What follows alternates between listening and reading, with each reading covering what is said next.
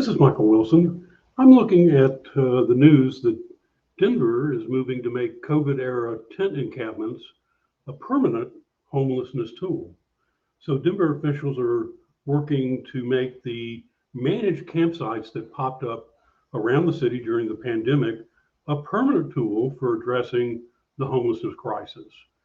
The mechanism, how they're doing this, will be through an amendment to the city's zoning code that would bring the campsites, sanctioned overnight parking areas, and tiny home villages under the umbrella of a new land use designation known as temporary managed communities.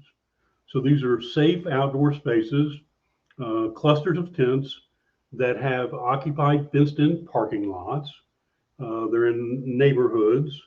They have been a part of the homeless response in Denver since 2020.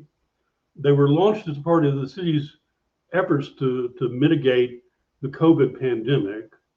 So this allowed officials to reduce crowding in traditional congregate shelters and limit the spread of COVID. The sites are viewed now in the city of Denver as a critical piece of the city's effort to limit illegal camping or encampments, and encampments are illegal, while working to scale up long-term housing solutions for unhoused Denverites. So the goal of homelessness policy should be to deal with the mental health issues, the addiction issues, lack of work, to get people to a point where they can sustain themselves in housing. So our homelessness and housing crisis continue, and we need these types of approaches to fill the gap between housing and shelter going forward. So they have on-site bathrooms, big plus, no defecating on the sidewalks, trash cans, clean up all the litter that is happening in these encampments. Water, there's no water in encampments. Power, there's no power in encampments. Food, there's no food. There are no managers. There are no health care provisions.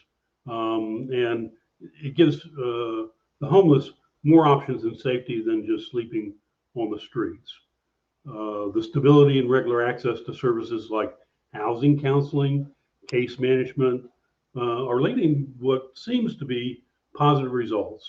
Since the first safe outdoor space opened in the late 2020, the camps and their sister concept, safe parking sites for people living out of vehicles, have provided temporary shelter to more than 515 people.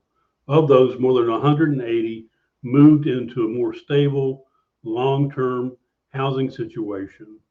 So cities, and I think in this case Denver should be committed, are working to find solutions that deal with the problems of illegal encampments with long-term solutions for housing for the homeless.